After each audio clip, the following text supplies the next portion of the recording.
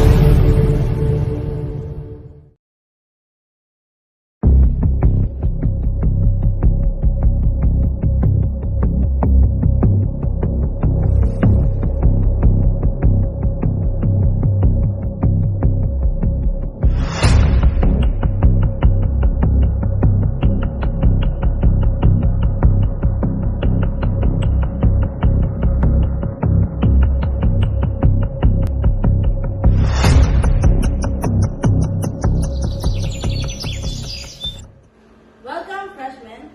Fraternity orientation usually involves in getting to know the organization, its values, its member, and understanding the responsibilities that come up with a member. Ang bibigay namin benepisyo dito pagdating sa organisasyon na to, napapasukin ninyo. Isang malaking protection. Pagdating sa loob ng campus natin, at isang magandang mga aral sa loob ng organisasyon.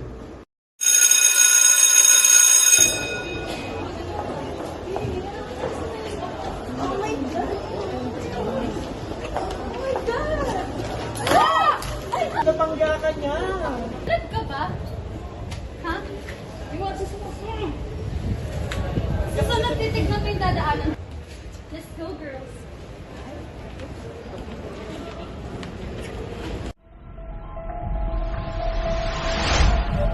Sipsep, pabita, akala nga naman kung sino. Isang bulaga na lang hindi pumipirma. Hoy, payatot! Tila iilan lamang yun sa mga naririnig ko. Makakabawi din ako. Hindi siya tumitingin sa dinadaanan. Saka hindi niya naman tinulak mo. Tatanga-tanga ka lang siya. Hindi siya tumitingin sa dinadaanan. Basta parang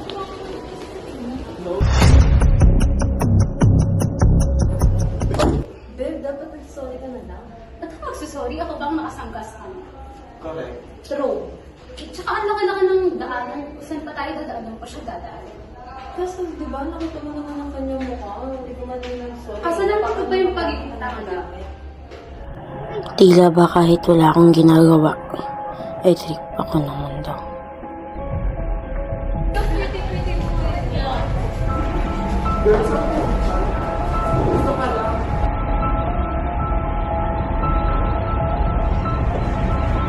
Tulak, sabunot, sampal.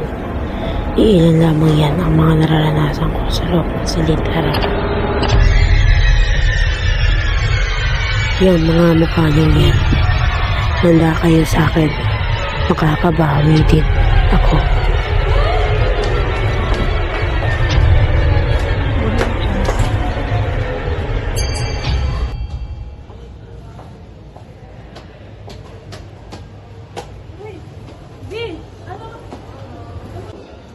Sila na naman ba yung may gawa niya sa'yo? May kilala akong makakatulong sa'yo.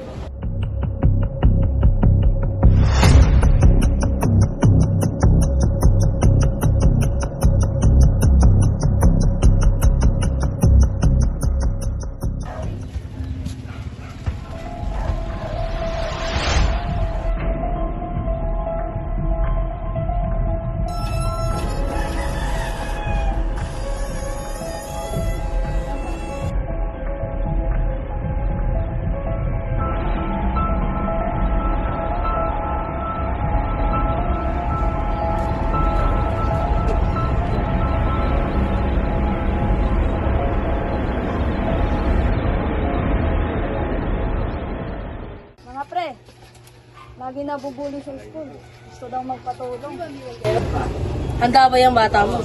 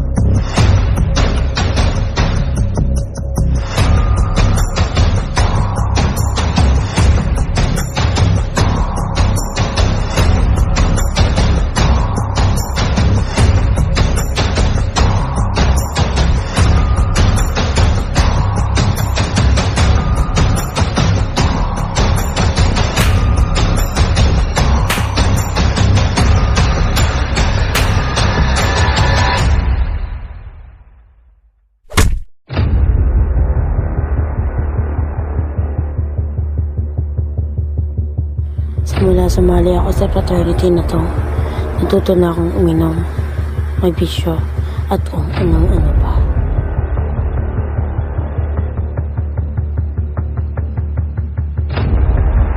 Sumagi na rin sa isipan ko kung tama ba tong desisyon ko o hindi.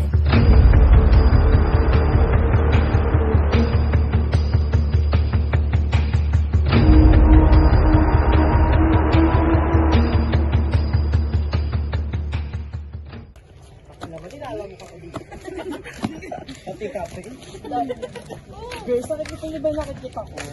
Hoy, yung ginagawa mo dito sa tribunal. Hindi ko maisip kung bakit niya ako tinulungan ng aking kablan. Kahit alam kong nakikita niya ako.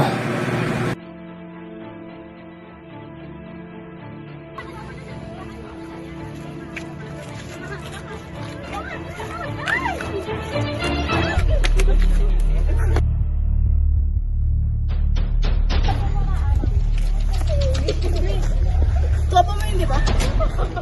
Bibigyan mo yun, di ba? Oh, ano ba? Bigyan mo yun na away siya. Ay, hindi. Kaya niya na yan.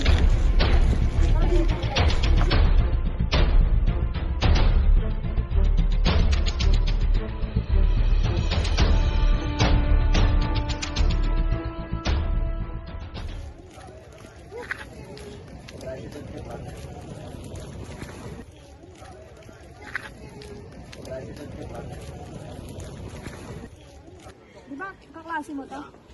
Balak niya sumali sa brotherhood tayo. Nang bahala sa kanya, ha?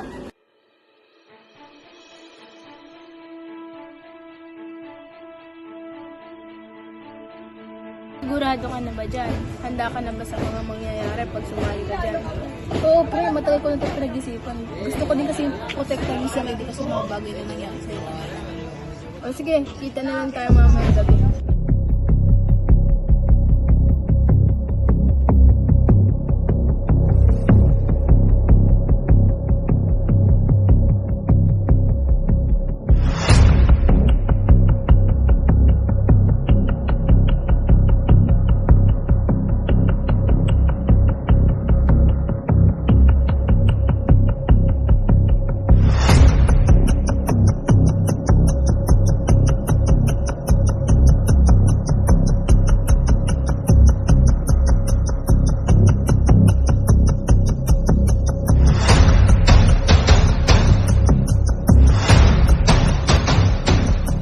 Itong gabi na to, ramdam ko hindi simpleng welcoming na ang mangyayari.